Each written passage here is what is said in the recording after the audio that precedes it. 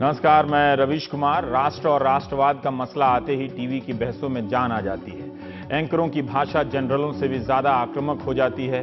Office में boss और सड़क पर ट्रैफिक से जूझते हुए घर पहुंचने के बाद आपको भी टीवी पर कुछ तो गर्मा गर्म चाहिए। कुछ चाहिए कि ये तलब शिक्षा या चिकित्सा जैसे विषयों की चर्चा से कहां पूरी होगी। एक सर के बदले 50 सिर का नारा सुनते ही आप में जान आ जाती होगी। पत्रकारों में भी भय समा गया है, उनसे कोई पूछ नहीं रहा है, फिर भी वो ट्वीट कर अपने राष्ट्रवाद का प्रदर्शन करने लगते हैं, जबकि उन्हीं चैनलों पर दिन भर कई ऐसे कार्यक्रम चलते रहते हैं जिनका संबंध राष्ट्र निर्माण से कितना है आप बेहतर समझते हैं। पत्रकारिता से निराश होते दर्शकों के बीच सेना, सीमा और पाकिस्तान एक बहुत अच्छा मौका देता है अपनी साख का लाइसेंस नया करने का। इसलिए हम एंकर जोर जोर से राष्ट्र के प्रहरी बन जाते हैं, मगर उनकी सोचिए जो इस गर्मी में भी ठंडे दिमाग से काम करते हुए 15 रुपए में 100 ग्राम दही खरीदते हैं और सरकार के हिसाब में 9,720 रुपए का बिल बना देते हैं। अजय बोस ने आरटीआई के जरिए सूचना निकाली है कि सेंट्रल रेलवे कैटरिंग डिपार्टमेंट ने कई चीजें ऐसी खरीदी और अपने वेयर हाउस में रखी हैं और जिनके दाम ज्यादा दिखाए हैं। जैसे 1 लीटर रिफाइंड ऑयल जो है वो 1241 रुपए का है। खोज के लाइए, कई अखबारों में यह खबर छपी है, फिर भी पढ़कर यकीन नहीं हो रहा था कि 100 ग्राम दही का हिसाब कोई सरकार के रिकॉर्ड में 9,720 रुपए लिखने की हिम्मत करेगा। टीवी चैनलों की भाषा में बात की जगह बारूद की मांग है। एक सर के बदले 50 सर का ऐलान है। कब तक सहेगा हिंदुस्तान जैसे जुमले देखकर संपादक की शर्मिंदगी समझ आती है। वो भूल गया होगा बेचारा कि सर्जिकल स्ट्राइक के वक्त उसे कितना गर्व हुआ था। हम पत्रकारों को सही में किसी दवा की जरूरत है। शायद बाबा रामदेव के अत्याधुनिक लैब में इसकी कोई दवा निकल आए। आज भारत के मिलिट्री ऑपरेशन के महानिदेशक ने पाकिस्तान के मिलिट्री महानिदेशक से हॉटलाइन पर बात की। इस बातचीत के बाद जो प्रेस रिलीज दी गई है उसकी भाषा में टीवी चैनलों की बारूदी भाषा की तरह नहीं दिखता है। प्रेस रिलीज में कहा गया है कि भारत की सेना के डीजीएमओ ने कृष्णा घाटी सेक्टर में 1 मई को हुई घटना पर गंभीर चिंता जाहिर की है। यह सबसे कड़ा शब्द है, गंभीर चिंता। इसी जगह पर नियंत्रण रेखा के भारतीय हिस्से में पाकिस्तान की टुकड़ी ने घुसकर भारतीय गश्ती दल पर हमला किया और 2 जवानों के शवों को क्षत विक्षत कर दिया। पाकिस्तान की सेना ने पीछे से पूरा सपोर्ट दिया। भारतीय सेना के डीजीएमओ ने नियंत्रण रेखा के करीब पाकिस्तान की बैट ट्रेनिंग शिविरों की मौजूदगी पर भी चिंता जताई है। यह दूसरा लेवल है, गंभीर चिंता के बाद चिंता। डीजीएमओ ने यह भी जता दिया कि ऐसी अमानवीय कार्रवाई किसी भी शालीनता सभ्यता के पार है और यह कड़ी निंदा और माकूल जवाब के लायक है। जिन्हें इस मसले से निपटना है उनकी भाषा में गंभीर चिंता चिंता है। जिन्हें इस मसले से नहीं निपटना है उन एंकरों और चैनलों की भाषा देखिए। क्या आपको अपनी सरकार में वाकई भरोसा नहीं है कि वो कुछ भी नहीं करेगी? क्या सरकारों को अब टीवी चैनलों के बनाए बदहवास और पागल जनपद के जनमत के अनुसार चलना चाहिए? पाकिस्तान ने जो किया है उसका ना तो बचाव किया जा सकता है, ना चुप रहना चाहिए। भारत पाकिस्तान संबंधों में ऐसे पड़ाव हर महीने 2 महीने बाद आ जाते हैं, जहां पहुंचकर कई बार समझ नहीं आता कि अब क्या किया जाए और क्या हो सकता है। यही वजह है कि हम एंकर बड़बड़ाने लगते हैं, टीवी तो बन जाता है और हमारी राजनीति भी टीवी की जुबान में बात करने लगती है। टीवी आपके नेताओं को ही नहीं लड़वा रहा, आपको भी वैसा ही बना रहा है। ऐसी हरकतें तो युद्ध में भी नहीं हुआ करती और निश्चित रूप से शांति में तो कभी नहीं होती। फुल टाइम डिफेंस मिनिस्टर होगा तभी तो फुल टाइम स्ट्रैटेजी होगी। पार्ट टाइम स्ट्रैटेजी की part time statements. Government must give free hand to the army to handle it in their own way. हमारी सेना और फौज के ऊपर पूरा भरोसा है कि इसकी जो प्रतिक्रिया उनको करनी पड़ेगी वो करेंगे और जो ये बलिदानी हमारे 2 सिपाहियों की है ये व्यर्थ नहीं जाएगी। हमारा आग्रह है सरकार को कि आप चूड़ियां उतारिए, कुछ करके दिखाइए। देश प्रभावी रूप से इसका उत्तर पहले भी दिया है और जब सेना ने स्पष्ट कहा है कि इसका उचित और प्रामाणिक उत्तर दिया जाएगा तो हमें सेना के साहस पर विश्वास करना चाहिए। मुझे याद है कि जब हेमराज का सर कटा था, आपको याद होगा, तो सुषमा जी ने क्या कहा था? 1 से बदले 10। प्रधानमंत्री जी से पूछना चाहते हैं 2 के बदले कितने? During my time, it happened 8 years only once. Now it is already 3 times. आज का समय राजनीतिक बहस और आरोप प्रत्यारोप का नहीं है। पूरे देश को एक स्वर में बोलने की जरूरत है।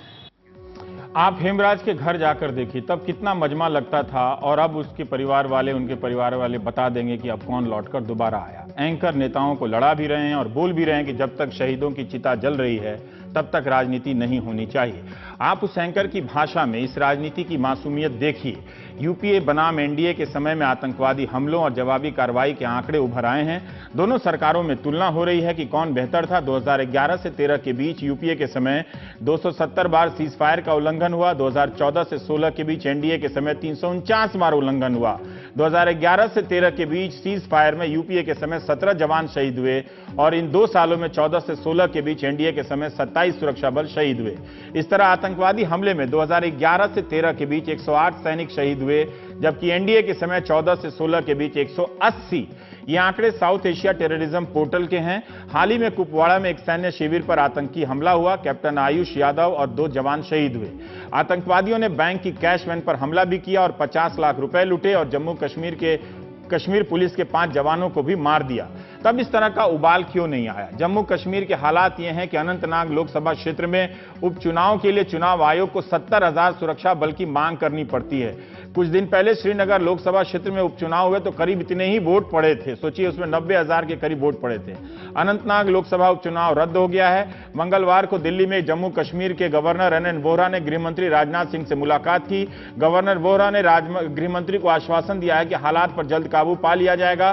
करीब 10 दिन पहले घाटी के हालात पर जम्मू कश्मीर के मुख्यमंत्री महबूबा मुफ्ती ने प्रधानमंत्री और गृहमंत्री से मुलाकात की है। उन्होंने भी हालात जल्दी सुधरने की बात की है। सोमवार को भी गृहमंत्री राजनाथ सिंह ने एक उच्च स्तरीय बैठक की, जिसमें एनएसए अजीत डोभाल के अलावा आईबी चीफ, सीआरपीएफ के डीजी और गृह सचिव भी शामिल थे। पाकिस्तान क्या भारत को उकसा रहा है? हाल ही में पाकिस्तान के सेनाध्यक्ष बाजवा ने सीमा का दौरा किया और कहा कि जम्मू कश्मीर में चल रही गतिविधियों को पाकिस्तान राजनीतिक समर्थन देगा।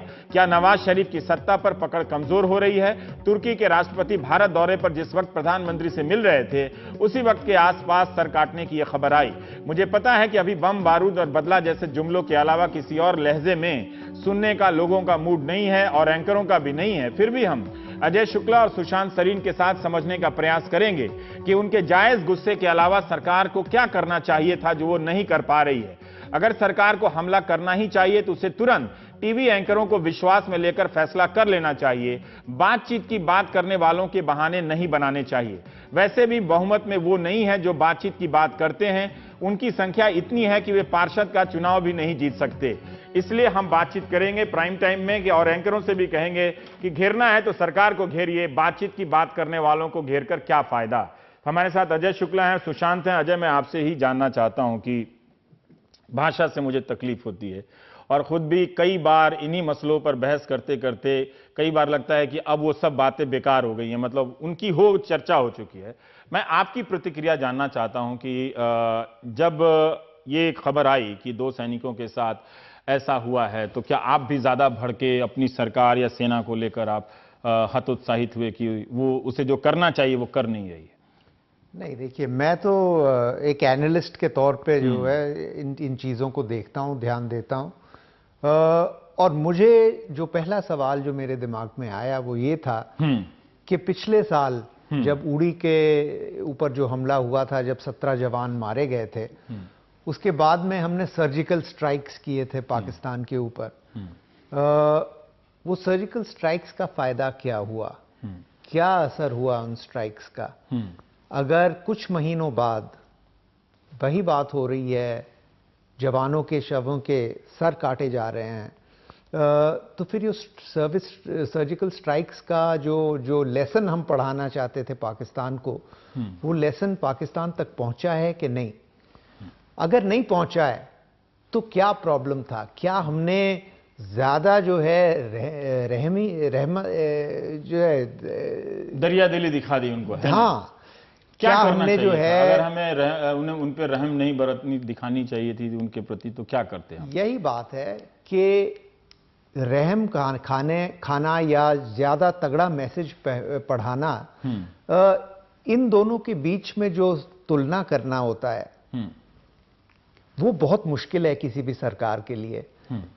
कितना जोर लगाया जाए, कितने दम के साथ हमला किया जाए पाकिस्तान के ऊपर? अगर ज्यादा जोर लगाया जाए तो पाकिस्तान का जवाबी हमला भी आएगा, वो एस्केलेटरी स्पाइरल जिसे बोलते हैं, मामला गंभीर होता जाता है, एक दूसरे के ऊपर हमला बढ़ते जाते हैं। कई लोग इस तरह के हैं कि इसकी चिंता नहीं करनी चाहिए, युद्ध हो ही जाना चाहिए। मैं देख रहा था सोशल मीडिया पे युद्ध तक पहुंचना एक मतलब बात वही है। भाषा है कि उसी तरह से घुसकर लाहौर तक पहुंच जाना चाहिए। जिस तरह रवीश, जो लोग बॉर्डर से जितना दूर रहते हैं उतना ज्यादा वो चाहते हैं कि युद्ध हो जाए। जो बॉर्डर के नजदीक रहते हैं और जो सैनिक जो बॉर्डर पे काम करते हैं और जो युद्ध लड़ेंगे, वो बड़ी गंभीरता और सोच के साथ जो है इन बातों पे नजर अपनी डालते हैं। जो जितने दूर हैं, यहां पे आप कानपुर के लाइन को क्रॉस कीजिए, सब शेर बने हुए हैं, युद्ध होना चाहिए। युद्ध जब होगा भारत और पाकिस्तान का, तो सबकी कैलकुलेशन है, ये हमारे मिलिट्री प्लानर्स की कैलकुलेशन है कि पाकिस्तान जल्दी ये थ्रेट पेश किया करेगा कि हम न्यूक्लियर हथियार इस्तेमाल करने वाले हैं। इसी में कई लोग सोचते क्या हैं कि जो हम इसकी लोग चिंता युद्ध क्यों करना करें? चाह रहे हैं वो न्यूक्लियर युद्ध के लिए भी तैयार हैं। वो क्या लाखों लोग वो शायद मारे हो जाने सकता के है लिए? कि वो तैयार हों न्यूक्लियर युद्ध के लिए। अब देखिए, न्यूक्लियर युद्ध के लिए वो बेशक तैयार हैं, लेकिन और हमारे मिलिट्री प्लानर्स तैयार नहीं हैं, हमारे पॉलिटिकल लीडर्स तैयार नहीं हैं, और जितने भी अकलमंद लोग हैं वो तैयार नहीं हैं। जाने के पहले मैं अजय, मैं फिर भी मौका देना चाहता हूं उन लोगों को जिन तक आप लोगों का लेख नहीं पहुंचता है, या उन पे इतनी सुविधा नहीं है कि जीवन में पढ़ें और लिखें, जो भी है वो अपने तरीके से सोचते हैं। वो एक हतोत्साहित महसूस कर रहे हैं कि एक जवान का वो नहीं देख पा रहे हैं कि सर काटा गया है। उन्हें लगता है कि हम किस तरह के मुल्क हैं जो हम उसको सबक नहीं सिखा सकते, उसको जवाब नहीं दे सकते। वो नहीं देख पा रहे हैं, मतलब एक जवान के साथ ऐसा हुआ। ऐसे भी बहुत लोग हैं ईमानदारी से, जिन्हें ये उसके जो भी इन दो जवानों के साथ हुआ है उनसे देखा नहीं जा रहा है। वैसे तो कोई भी जो है सिपाही हो, कोई भी जो है सैनिक हो, कोई भी जो है देश प्रेमी हो, वो अपने जवान का सिर कटा हुआ या ऐसा मतलब इंसिडेंट हुआ, ये बर्दाश्त करना बहुत मुश्किल है। लेकिन जब आप राष्ट्रीय सुरक्षा के बारे में बातें करते हैं, विचार करते हैं, सोच करते हैं, तो उस टाइम पे मर्दानगी और जो है माचो जो आपकी सोच है, और हम उनको दिखा देंगे और उनको पढ़ा देंगे और हम उनको काट देंगे और एक के बदले 10 सिर काटने चाहिए। अगर इस सोच के साथ ऐसे मामलों पे जो है निगरानी हो सरकार की, या इस बेसिस पे वो अपना कैलकुलेशन करे, तो मेरे ख्याल में वो जिम्मेवार लीडर्स नहीं होंगे। फिर तो वो जो आम जनता है उन्हीं की तरह वो सोच कर रहे हैं। सुशांत हमारे साथ हैं। सुशांत, एक सर्जिकल स्ट्राइक के समय एक पैमाना बना था कि एक कड़ा संदेश दे दिया गया। उससे पहले इस तरह की कार्रवाई नहीं हुई थी और ये भी माहौल बनाया गया कि इस पर किसी तरह का सवाल नहीं किया जाए, लेकिन फिर भी वो एक पैमाना था।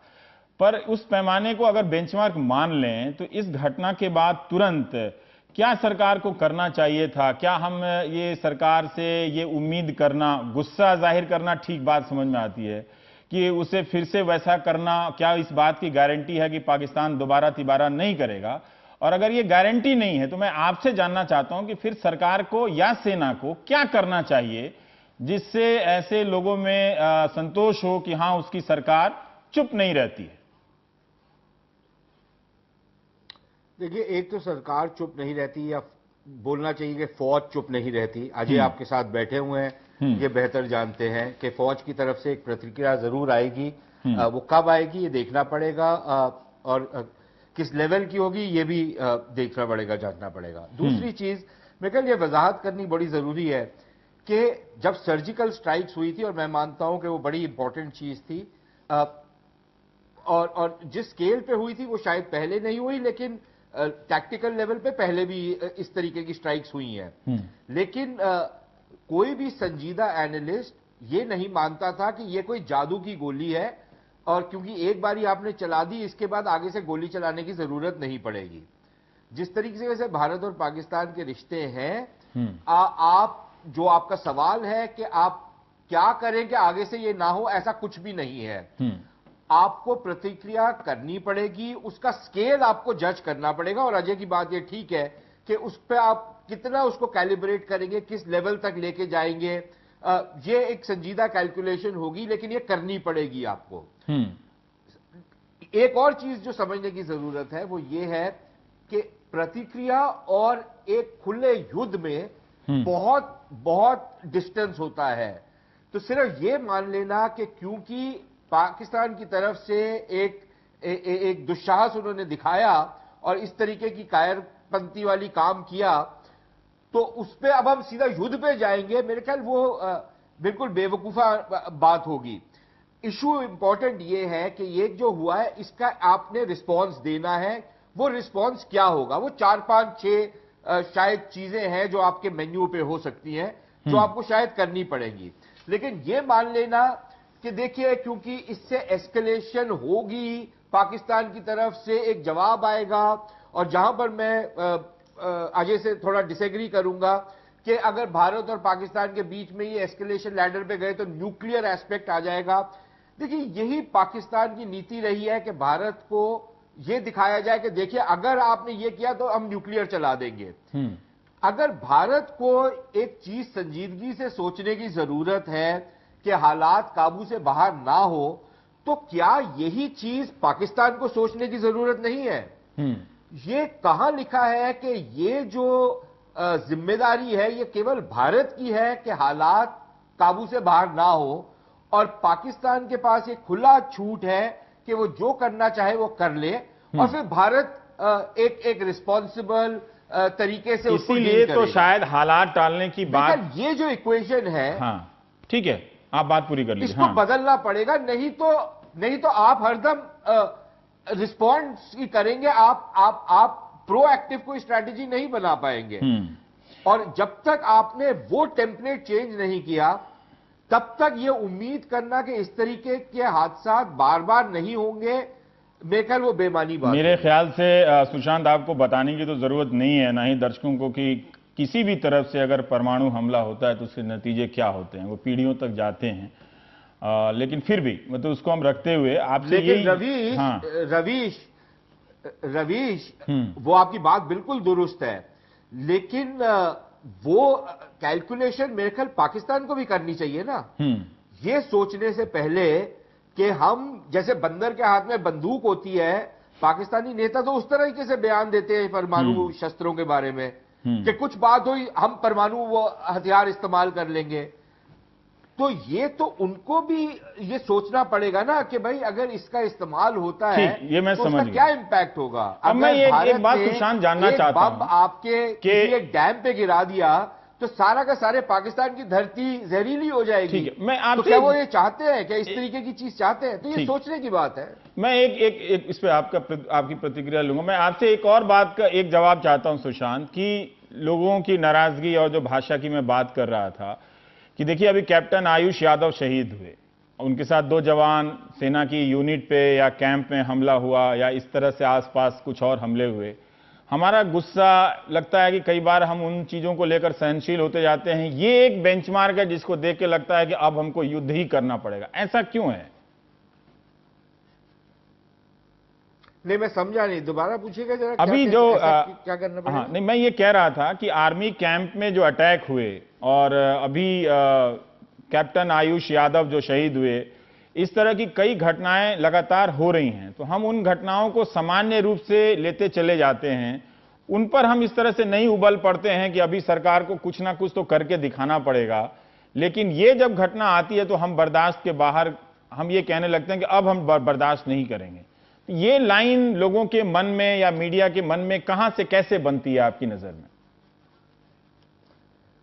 देखिए, शायद, और ये मैं स्पेकुलेट कर रहा हूं, मैं कोई मनोवैज्ञानिक तो नहीं हूं, लेकिन अगर किसी एक तरीके के हादसा ज्यादा हो रहे हो तो शायद एक उदासीनता भी आ जाती है कि यार अब कश्मीर में हालात तो बिगड़ चुके हैं और कई वर्षों से बिगड़ रहे हैं। हम जैसे लोग तो ये कहते थे कि 2011-12 से ये ट्रेंड शुरू हुआ, लेकिन आंकड़े जो थे वो कुछ और बताते थे, तो बहुत लोग ये मानने को तैयार नहीं थे कि कश्मीर में एक और आतंकवाद की लहर आ रही है। लेकिन उस बात को रहने दें, लेकिन शायद एक उदासीनता भी हो जाती है उसमें। लेकिन जब एक इस तरीके का हमला होता है कि जिसमें सैनिकों के ऊपर घात लगा करके हमला, तो चलिए माना जा सकता है कि होता है, इस तरीके के एरियाज में, और दोनों तरफ शायद वो होगा। लेकिन जब किसी भी सैनिक की लाश की बेहुरमती होती है, या उसका आप गला सरकलम कर देते हैं, या आप उसके और बॉडी पार्ट्स को काट के बॉडी को म्यूटिलेट करते हैं, तो उसका जो इंपैक्ट होगा वो ऑब्वियसली उससे बहुत डिफरेंट होगा कि मात्र एक टेररिस्ट अटैक हुआ जिसमें 5 पुलिस वाले और 2 बैंककर्मी मारे गए, या 3 सैनिक मारे गए एक हमले में। वो अपनी जगह उसमें गुस्सा भी आता है, एक रोष भी होता है, लेकिन शायद इस तरीके के जब हालात होते हैं तो ऑब्वियसली रिएक्शन, क्योंकि ये बर्बरतापूर्ण बर्बरता वाला कदम है, या एक कदम आप बता सकते हैं कि हम बार-बार ऑब्वियसली उसका गुस्सा ज्यादा होगा। जब भी इस तरह की घटना का जिक्र करते हैं, जिनीवा कन्वेंशन, हेग कन्वेंशन की बात करते हैं, तो ये कन्वेंशन क्या करते हैं? मतलब क्या इनकी वहां पे कोई सुनवाई होती है? क्या भारत जाकर वहां लड़ता है? किस तरह से पाकिस्तान ने हमारे साथ ऐसा किया है? कभी कोई नतीजा हमारे पक्ष में आया है कभी इस तरह से?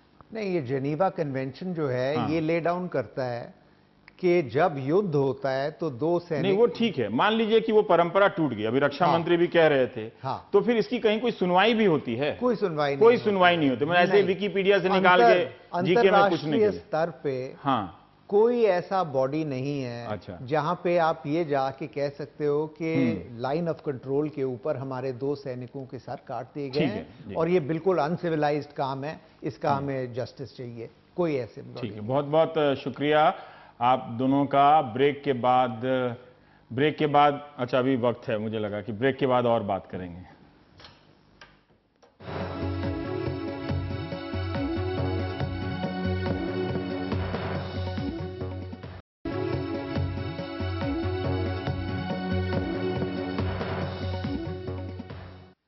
अजय, मैं सुशांत का सवाल आपके पास रखना चाहता हूं कि पाकिस्तान क्यों ना इस बात की चिंता करे कि भारत परमाणु क्षमता का इस्तेमाल कर सकता है, इस बात के बावजूद जो सर्जिकल स्ट्राइक भारत ने किया था, जो अपनी तरफ से प्रतिक्रिया दी थी, तो वो उन्हीं परमाणु हथियारों के इस्तेमाल के खतरों के बीच ये तो कदम तो उठाया ही था भारत ने। तो ऐसा भी नहीं कि मुझे नहीं लगता कम से कम कि हम बहुत ज्यादा इस बात पे सोचते भी हैं। देखिए, जो सर्जिकल स्ट्राइक की कार्रवाई थी वो बहुत ही लो लेवल की कार्रवाई थी, छोटे लेवल की कार्रवाई थी, ज्यादा पाकिस्तान को चोट पहुंचाने वाली कार्रवाई नहीं थी। परमाणु हथियारों का इस्तेमाल तब होता है जब एक देश की फौजें जो हैं पूरी तरह कोलैप्स कर रही हैं, जब वो देश के अंदर बाकी दुश्मन की फौजें जो हैं आ चुकी हों, हो सकता है देश के कैपिटल सिटी या कोई बहुत बड़े शहर के ऊपर हमला करने जा रहे हों, और जो देश का जो इंटेग्रिटी है वो पूरी तरह बर्बाद हो रहा है। अब सर्जिकल स्ट्राइक के बीच में और ऐसे हालत के बीच में बहुत बड़ा गैप है, जो कि सुशांत भी बोल रहे थे, और उस गैप के अंदर हमारा जवाब जो है आ सकता है। लेकिन बात यह है कि जब आप बेशक छोटे लेवल पे अपनी कार्रवाई शुरू करें, मामला छोटे लेवल से बढ़ता जाता है। तो करना क्या चाहिए? मतलब लोग आप लोगों से जानना चाहते हैं कि इस तरह से ये जो बार बार हमले की प्रवृत्ति है, ये कहीं ना कहीं, जैसे दुनिया के और मुल्क होते तो क्या होता? यही होता कि हमारे एक सैनिक की जान क्यों गई, तो उस एक जान को बचाने के लिए सरकारें जुट जाती हैं, हर तरह के विकल्पों का इस्तेमाल करती हैं। मैं देख रहा हूं कि 2.5-3 साल से यही एक विकल्प पर हम आ टिके हैं कि अब बातचीत मत करो, कोई दूसरा विकल्प मत करो, इसी पे लगे रहो। देखिए, जो ऐसा मुल्क हो जो पूरी अच्छी तरीके से डिफेंस प्लानिंग करता हो, और जिसमें से हमारा मुल्क उन मुल्कों में गिना नहीं जा सकता है, क्योंकि हमारा तो डिफेंस मिनिस्टर भी नहीं है इस वक्त परमानेंट। लेकिन जहां पे प्लानिंग पूरी तरीके से हो, वहां पे आप ऐसे मतलब जवाबी कार्रवाइयां को पहले से तैयार करके रखेंगे, जो कि ऐसे हालात जब होते हैं, जैसा कोई हादसा होता है, आप उसी वक्त उस जवाबी कार्रवाई को अमल कर सकें। कल खबर तो आई थी, मैं कहीं देख रहा था, ये खबर आई थी कि सेना ने जवाबी कार्रवाई कर दिया है, और कुछ ये दो मीडिया हाउसेस ने, इंडिया टुडे टीवी ने और दैनिक जागरण ने ये भी ऐलान कर दिया कि भारत हमला ले चुका है, और 10 पाकिस्तानी, मैंने देखा नहीं, उनका पक्ष नहीं मालूम, जो कि फौज ने आज डिनाई किया है।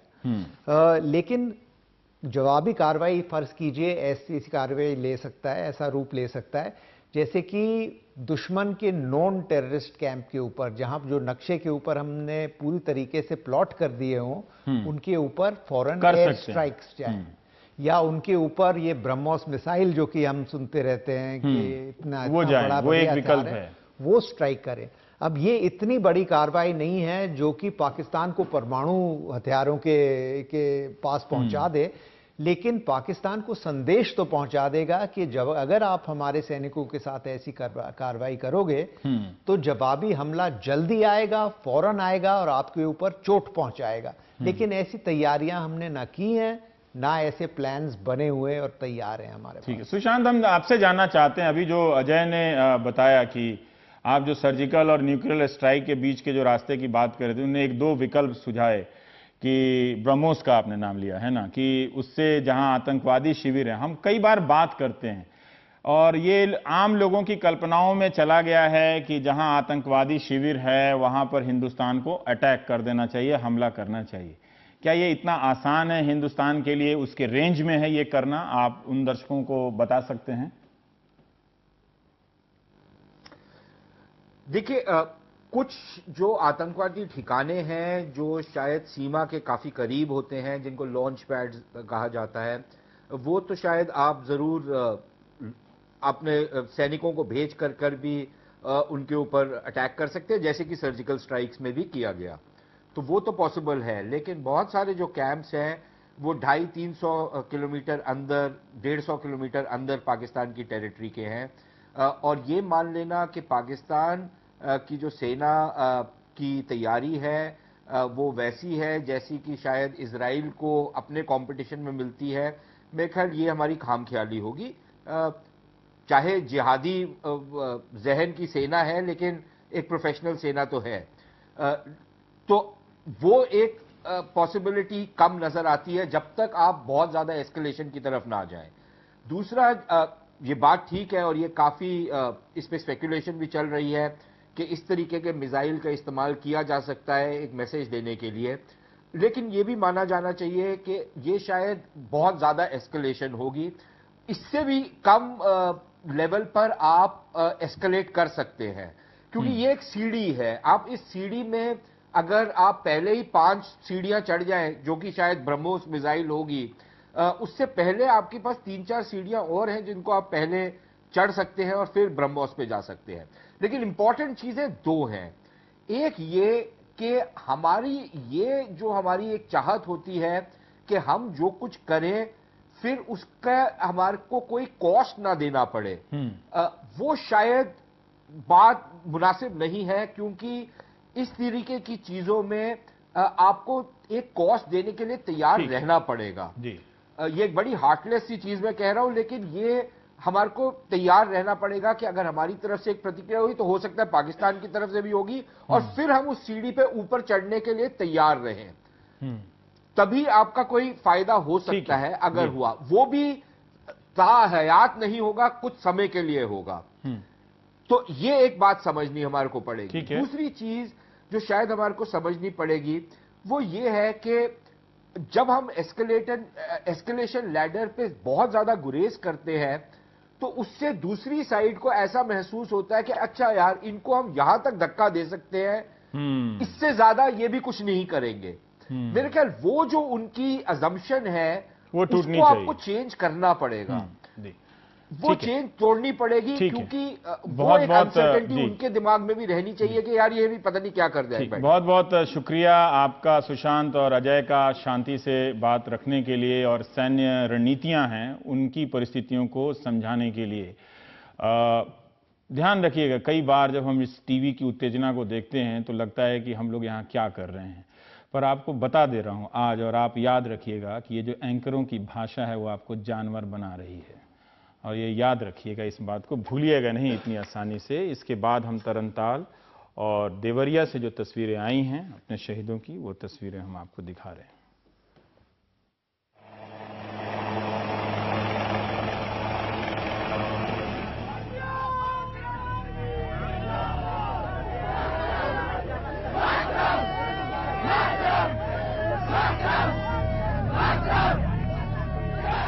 ਬਹੁਤ ਮਾਣ ਆ ਉਹਨੇ ਦੇਸ਼ ਬਦਲੇ ਸ਼ਹੀਦ ਹੋਇਆ ਵਾ ਇਸ ਚੀਜ਼ ਤੇ ਅਸੀਂ ਮਾਣ ਕਰਦੇ ਆ ਸਲੂਟ ਆ ਪਰਮਜੀਤ ਸਿੰਘ ਨੂੰ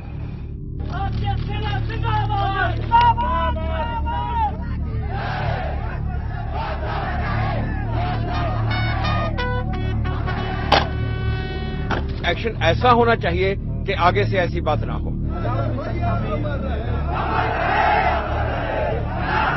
पापा हमारे शहीद हुए हैं तो हम एक सीट के बदले 50 सीट हम देंगे।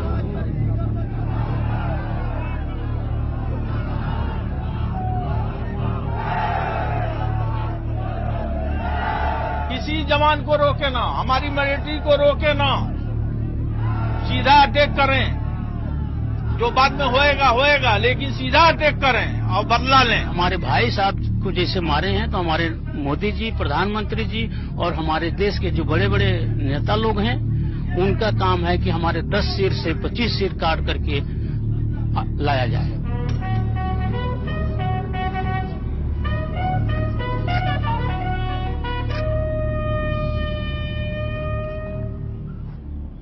मेरे पापा की पूरी ठट बड़ी चाहिए।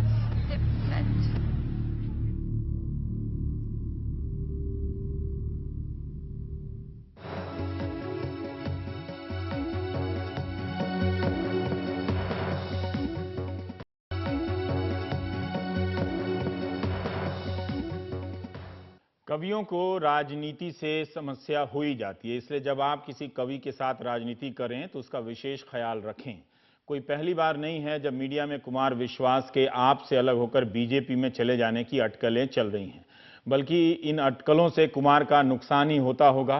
बीजेपी में जाने की अटकलें कुमार को उन साधारण नेताओं की पंक्ति में ला देती हैं जो बहुत पहले आपसे बीजेपी में जा चुके हैं और अपने वजूद की तलाश कर रहे हैं। कुमार ने अपनी कविता या कविता की अपनी प्रतिभा को किसी नेता की बंदगी में कभी समर्पित नहीं किया। कुमार विश्वास की एक तरह से अपने आप में वो स्वतंत्र इकाई हैं, यही उनकी चुनौती भी है।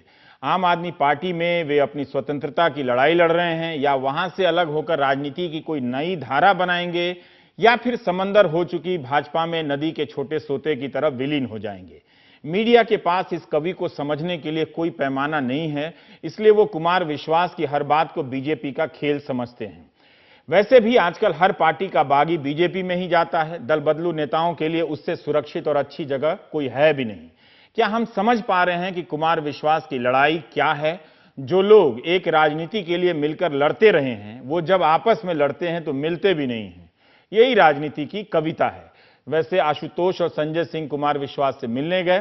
फिलहाल आप विश्वास का ये अविश्वास राग सुनिए। मेरा कहना यह अब कहा जा रहा है कि मैंने भी बयान दिए और मेरे एक वीडियो से काफी नाराजगी है, उससे सब नाराज हैं। वी द नेशन, वो मेरा वीडियो जो कश्मीर में हमारे सैनिकों की जाति पर मैंने दिया था, वो कुमार विश्वास की आवाज नहीं थी, वो देश के हर नागरिक की आवाज थी। और मैं दो बातें साफ करना देना चाहता हूं। अगर देश की आवाज, राष्ट्र की आवाज आगे लाने के लिए मुझसे पार्टी, संगठन, कोई भी नाराज होगा, कोई सरकार, कोई व्यवस्था, तो मैं आवाज बंद नहीं करूंगा, मैं लगातार बोलूंगा। कश्मीर की बात होगी, सैनिक की बात होगी, शहीद की बात होगी तो मैं बोलूंगा। गलतियां अगर हमसे हुई हैं, हमने खराब मनोबल के समय पर आतंकवाद से लड़ती हुई भारतीय सेना के लिए ऐसा संदेश दिया जिससे गलत मैसेज गया, तो हमें कोर्स करेक्शन करना पड़ेगा। मैं जानता हूं ये बात किधर की तरफ जा रही है। अब पिछली बार की तरह की चीजें होंगी, गंदगी फैलाई जाएगी, चीटे फैलाए जाएंगे, इमेज टैनिश करने की कोशिश की जाएगी, बहुत सारी चीजें बताएंगे। लेकिन मैं बता दूं उन सब साजिशकर्ताओं को, इस आंदोलन के शरीर में लगे हुए उन सब घुनों को, दीमकों को, कि मैं आपको करने नहीं दूंगा। क्योंकि मैं 10 बार कह चुका हूं। परसों मैंने मनीष से कहा, अरविंद से कहा, पार्टी से कहा, आज आपके माध्यम से कह रहा हूं, जीवन में ना कभी चीफ मिनिस्टर बनना है, ना डिप्टी चीफ मिनिस्टर बनना है, ना पार्टी अध्यक्ष बनना है, ना कोई पॉलिटिकल पार्टी ज्वाइन करनी है, ना कोई स्वराज आंदोलन ज्वाइन करना है। मैं यहां इस काम के लिए नहीं आया था। मुझे पता नहीं आप क्या कर रहे हैं, पर मैं इस काम के लिए नहीं आया था। तो मैं ये कहना चाहता हूं कि मैं एक दिन में निर्णय ले लूंगा और मसला देश का होगा तो बोलूंगा, सेना का होगा तो बोलूंगा। और ये भी चेतावनी नहीं दे रहा, अनुरोध कर रहा हूं कि ऐसा कुछ मत करिए जिससे सड़क पर खड़े हुए कार्यकर्ता, जिसने आपके लिए नौकरी छोड़ी, जिसने चना खा के आपके लिए लड़ा, मैं फिर भी कुमार विश्वास रहूंगा, मुख्यमंत्री फिर भी अरविंद केजरीवाल रहेंगे, उप मुख्यमंत्री फिर भी मनीष रहेंगे। लेकिन वो कार्यकर्ता जिसको कोई नहीं जानता, जो पोस्टर चिपकाता था, जो आपके लिए लड़ता था, आप उस पर लात मत मारिए। और ये भी कहना चाहता हूं कि ये जो भी ये साजिशें नीचे कर रहे हैं, ये बला की साजिशें, ये पैतरे मेरे खिलाफ रायगा है। मैं तुम्हारे खेल का हिस्सा नहीं, मैं इस खेल का हिस्सा नहीं हूं। मैं आज रात सोचूंगा, निर्णय लूंगा और जल्दी आपको बता दूंगा। लेकिन वी द नेशन के लिए, अपने वीडियो के लिए मैं किसी से माफी नहीं मांगूंगा। सैनिक के सम्मान के लिए, राष्ट्र के सम्मान के लिए मैं किसी से माफी नहीं मांगूंगा। कुमार विश्वास का मैंने बयान देखा था टीवी पे। वो मेरे बचपन के दोस्त हैं, मुझे वो बयान देख के बहुत दुख हुआ। उनसे किसी ने किसी भी बात में माफी मांगने के लिए नहीं कहा है। अब कुमार इसको पर्सनल लड़ाई बना रहे हैं। वो बार बार कह रहे हैं कि ये पार्टी मैंने, अरविंद केजरीवाल जी ने, कुमार विश्वास ने खड़ी की, 3 लोगों ने खड़ी की। बिल्कुल गलत बात है। ये पार्टी देश में, विदेश में बैठे लाखों भारतीय कार्यकर्ताओं ने खड़ी की है, जो देश से प्यार करते हैं। ये उनकी पार्टी है, ये मेरी पार्टी थोड़ी है। ये उनकी पार्टी भी नहीं है, ये अरविंद केजरीवाल की पार्टी भी नहीं है, ये लाखों कार्यकर्ताओं की पार्टी है। इसको व्यक्तिगत लड़ाई नहीं बनाना चाहिए। उन्हें पार्टी के जो प्रॉपर प्लेटफॉर्म में बात रखने के लिए पीएसी में आना चाहिए। कल पीएसी में बुलाया गया था, उनको आए नहीं वो। मैं उनसे मिलने गया था कल, संजय भाई मिलने गए थे, परसों भी गए थे, कल भी गए थे।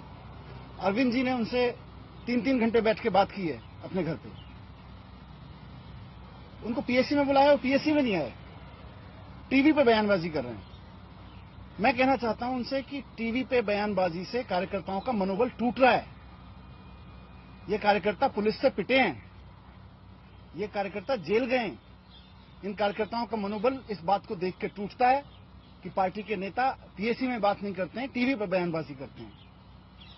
टीवी पे बयानबाजी से किसको फायदा हो रहा है, ये भी कार्यकर्ता समझ रहा है।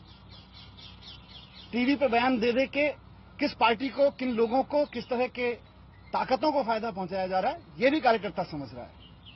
तो मैं उनसे अपील करना चाहता हूं कि पार्टी के प्रॉपर फोरम पे आए, यहां के कार्यक्रम में पीएससी में अपनी बात रखें, उन्हें जो कहना है।